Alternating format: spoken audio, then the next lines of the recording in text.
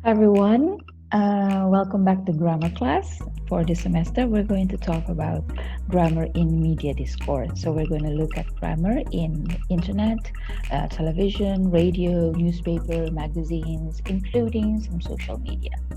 Okay, so without further ado, let me introduce you to grammar in media discourse. Okay. Number one, this is an online class because ini kondisi pandemi ya, so we need to do our class online, and we will be using several platforms for our class. Platform is also mean program online ya, program aplikasi. So there are several different terms that we can use. The online platform that we are going to use for this class are WhatsApp group ya. Ini khusus untuk informasi dan komunikasi. Jadi kalau dari Prodi belum membuat kelas Grammar in Media Discourse, saya akan minta kesediaan daripada Anda sendiri untuk membuat WhatsApp Grammar in Written Discourse class dan menambahkan saya di dalamnya. Kemudian yang berikut adalah Google Classroom. Google Classroom akan kita gunakan sebagai kelas virtual. Di sini semua materi akan saya posting. Anda akan dapat akses materi dan juga download, mempelajari serta memasukkan tugas dan lain sebagainya di situ ya. Kemudian kita akan pakai Quizizz. Quizizz ini online platform untuk quiz dan ujian online sama seperti semester kemarin, dan juga Zoom untuk tatap muka online. Nah, ini basically adalah platform dan program online yang sudah saya gunakan di semester yang lalu. Jadi kalau Anda dengan saya di semester lalu, berarti Anda sudah familiar dengan penggunaan platform-platform ini. Oke, yang berikut ini hanya penjelasan bahwa semua platform bisa digunakan lewat laptop atau HP, kecuali Zoom, WA, dan Google Classroom, dan Quizizz tidak perlu mendownload. Kecuali untuk Zoom dan WhatsApp, ya, di mana Anda harus download aplikasi, maka Google Classroom dan Quizizz ini nggak perlu download. Bisa digunakan langsung lewat browser, Chrome, Firefox, Mozilla Firefox, etc. Tapi kalau Anda mau enak dan gampang, memang download saja aplikasinya kalau Anda mau ya. Okay, so what is this course about?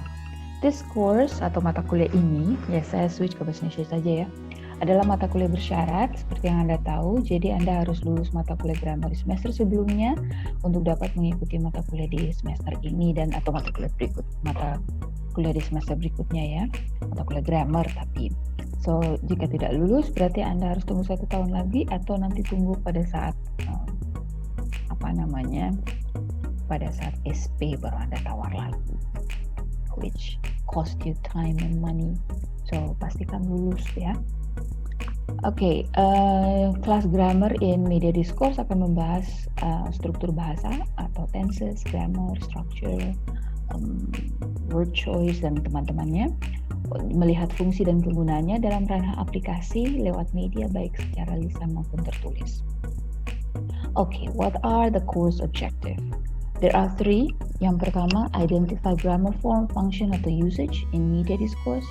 Analyze grammar meaning, choice, and implications in media discourse. Dan yang terakhir, apply the correct and appropriate grammar to achieve the intended impact in media discourse. Outline daripada kelas. So, materi kita akan terbagi atas basically 3, tapi saya taruh 1 tambahan. Yang pertama, grammar in printed news media, audiovisual media, dan social media. The printed news media, we are going to look at active and passive voice. In audiovisual news, we're going to talk about conditional. And social media, we're going to talk about all tenses. So this is the review of all tenses. And of course, within all those 3, you're going to look at basic grammatical review for all tenses and other basic grammatical structures.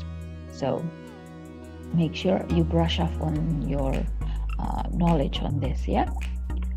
Okay, untuk penilaian, I think you've known this, but I'm going to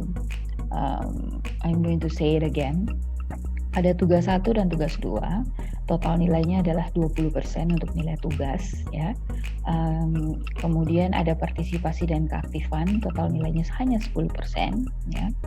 Ada nilai UTS, ada nilai UAS. Oke.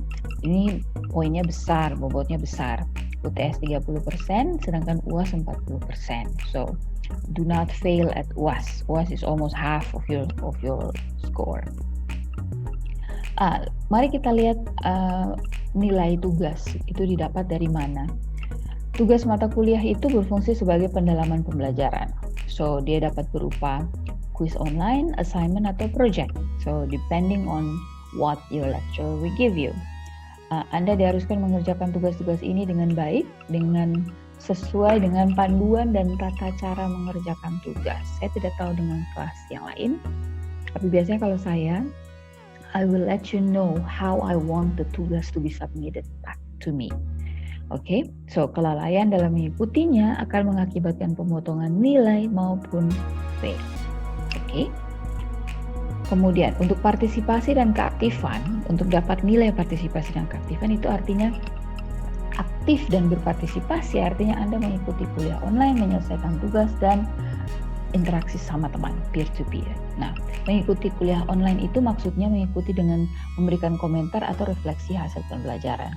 So, kuliah sesuai jadwal bisa lewat Zoom, bukan lewat Zoom saja, tetapi juga lewat Google Classroom. Anda masuk memberikan komentar sesuai atau memberikan pertanyaan sesuai yang saya minta, itu adalah partisipasi dan keaktifan Anda. Anda juga harus memberikan pertanyaan untuk setiap pertemuan. Jadi dengan demikian saya bisa mengukur sejauh mana Anda sudah memahami materi serta aktif dalam diskusi. Oke, menyelesaikan tugas. Tugas yang dimaksud di sini bukan kuis dan assignment saja, melainkan juga tugas-tugas yang berupa latihan dan lain sebagainya. Saya mengharapkan, I'm going to be serious with this. Bukan hanya Anda memberikan pertanyaan, tetapi Anda juga harus menanggapi pertanyaan teman lain. Minimal Anda menanggapi satu teman punya pertanyaan dalam setiap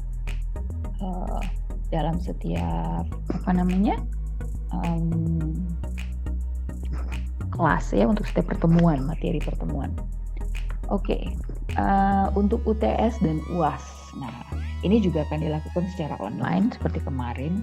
Mungkin akan menggunakan quizzes, menggunakan Google Form, atau yang lainnya akan saya beritahukan. Seperti biasa ada beberapa soal, nanti Anda dikasih waktu bisa 60 detik, bisa 2 jam, tergantung jenisnya ya. Jadi Anda harus memperhatikan waktu dan deadline. Waktunya adalah dalam berapa jam, contohnya satu pertanyaan saya bilang 60 menit aja, atau 60 menit atau 1 jam ya. Satu pertanyaan 1 menit, atau 60 detik saja, atau 2 menit saja. Jadi kalau Anda berlambat-lambat menyelesaikan satu pertanyaan itu berarti waktu habis, berpindah ke pertanyaan berikutnya nilainya 0, ya kan? Kalau deadline, ingat jangan lupa untuk mengerjakan. Yang terjadi adalah Anda menunggu hingga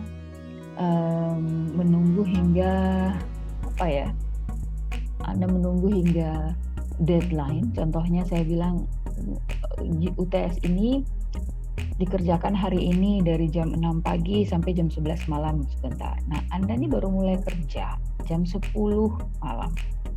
Lalu Anda kerja, kemudian internet down atau connectionnya gimana, tidak masuk dan seterusnya. Lalu kemudian SMS bilang, maafkan saya begini. Okay, you have the whole day untuk kerja. So, saya tidak mau tahu juga ya. So, try to do your best to finish everything before deadline-nya. Siapkan lokasi dan kondisi. Ini penting sekali. Menyiapkan lokasi dan kondisi di sini yang dimaksudkan adalah yang pertama, posisikan komputer atau HP Anda di tempat yang nyaman buat Anda untuk Anda lihat ya. Jangan terlalu ke bawah, jangan terlalu ke atas ya. Apalagi kalau kita kuliah untuk waktu agak lama. Yang kedua, kalau kita Zoom meeting, pastikan latar belakang Anda itu tidak akan mengganggu teman lain ataupun mengganggu Anda sendiri. Contohnya, Anda tidak, latar belakangnya bukan tempat di mana orang akan lalu lalang. Ya. Orang jalan bolak-balik itu akan mengganggu Anda dan juga mengganggu kami dalam kelas. Kedua, jangan sampai di latar belakang Anda itu ada gantungan pakaian dalam contohnya. Nah, itu akan jadi kelucuan tersendiri dalam kelas. Yang berikut juga minta pengertian dari orang di rumah, adik, kakak, teman-teman, tetangga, mama, papa, oma, opa, tante, om, siapa lagi yang belum disebutkan, untuk tenang pada saat Anda melakukan kuliah online, terkhususnya ketika kita melakukan Zoom meeting atau ketika Anda mengerjakan UAS ataupun UTS, sehingga Anda betul-betul bisa konsentrasi, ya. Pastikan juga internet itu, pulsa dan teman-temannya itu ada, ya. Jadi jangan boros pulsa sekarang. Oke. Here is what we know so far. Kuliah online memang tidak mudah. Saya sangat tahu dan saya sangat memahami untuk semua orang. Tidak semua orang mempunyai fasilitas dan infrastruktur untuk akses internet dengan baik. Tidak semua orang punya IndiHome. Tidak semua orang punya uang yang cukup untuk beli pulsa. Kalaupun dia punya uang yang cukup untuk beli pulsa, ada tempat-tempat di Kota Ambon di mana jaringannya nggak bagus, ya. So you should know your problem dan mencoba untuk menyelesaikannya. The thing is, this is the only way for us to do class. Jika Anda tidak bisa untuk mengakses internet karena Anda kesulitan biaya, silakan melapor kepada Prodi, ya. Mungkin Prodi bisa memberikan bantuan dan lain sebagainya, tetapi untuk setiap masalah yang Anda temukan, Anda harus mengkomunikasikannya kepada dosen supaya dosen bisa bantu, ya. Jadi Anda harus komitmen, tidak menunda-nunda pekerjaan.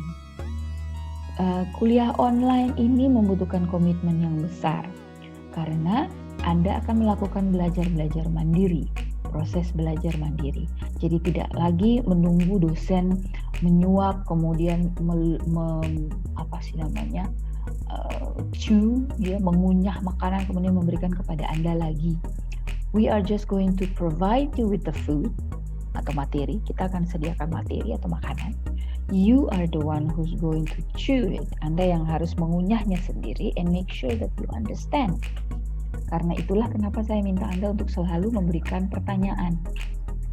Yang saya pelajari dari semester lalu dan juga dari SP adalah kebanyakan mahasiswa hanya mengakses materi, tidak mempelajarinya dengan seksama, sehingga dia memberikan pertanyaan-pertanyaan yang I think sudah sangat sering untuk kita dengar. Sudah sangat sering, udah ditanyakan oleh teman lain. Nah, kalau misalnya Anda memang masih belum paham, formulasikan kalimat Anda dengan baik dan benar. Saya menemukan bahasa Indonesia Anda parah, ya. Saya kadang-kadang ini maksud pertanyaannya kemana. So, when you type your question, read it again and see whether it is understandable. Karena pertanyaan yang benar akan membuat Anda mendapatkan jawaban yang benar pula, yang tepat sasaran maksudnya. Oke, yang berikut harus mulai menabung. Bantu orang tua Anda lah, mulailah menabung untuk membeli pulsa data dan kemudian menggunakan pulsa data hanya untuk pembelajaran online. Jangan pakai TikTok terlalu banyak.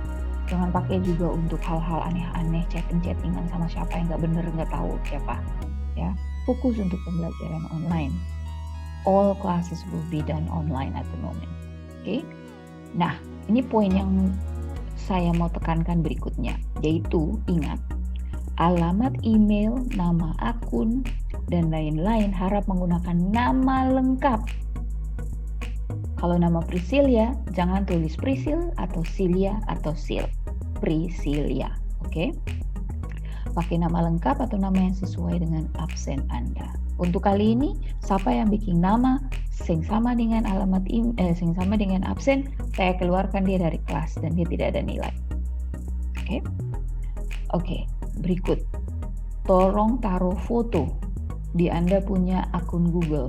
Demikian juga di Anda punya WhatsApp, supaya ketika Anda WhatsApp, saya bisa lihat ini muka ini nih siapa. Saya bisa kenal Anda punya wajah dan kemudian nama Anda. Kemudian jika Anda kesulitan mengikuti mata kuliah dan tidak mempunyai akses untuk kuliah online, segera informasikan kepada saya agar saya dapat pertimbangkan alternatif lain. Ya, ini tolong dilakukan di mata kuliah lain juga ya untuk menginformasikannya kepada dosen.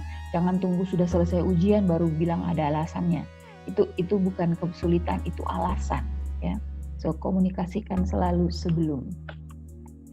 Oke, that is the end of the slideshow. Berarti sudah selesai materi kita, sudah selesai pembahasan kita tentang mata kuliah ini. So good luck untuk semester ini. Jangan lupa semua nilai dan materi akan sudah saya berikan. Nilai dan keberhasilan berada di tangan Anda. Seberapa mau Anda mengolah materi tersebut. Sampai jumpa di kelas.